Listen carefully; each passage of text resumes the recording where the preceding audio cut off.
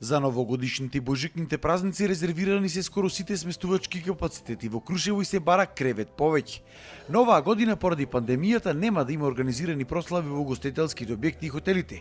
Секој ќе се забавува на свој начин, но само во собата која што ја изнемил. Дури и сместувањето се одвива со запазување на посебни протоколи. Задоволни сме со капацитетот.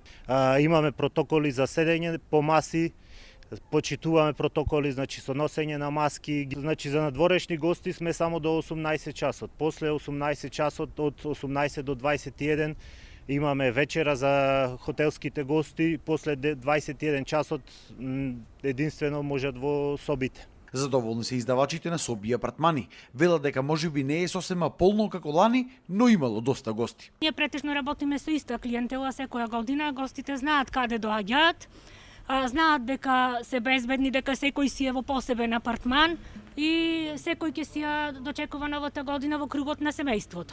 Од туристите и посетеноста задоволни се и крушевчани, но велат дека ништо не е исто. Имало луѓе, но претежно седеле во апартманите. Низ градот нема голема раздвиженост, бидејќи и гостителските објекти работат со скратено време. Има гости од другите градови, ама повеќето се фамилии доаѓаат тука во хотелите, во апартмани и тоа е така. Друштво нема.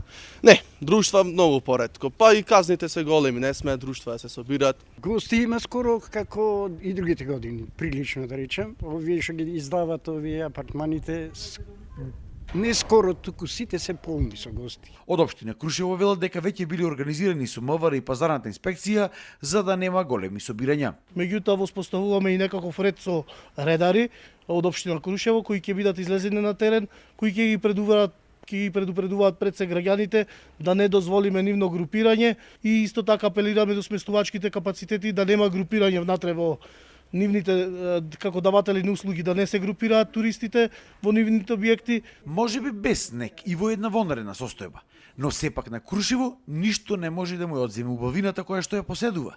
Токму затоа и годинава, тоа е една од главните дестинации за празниците во државава.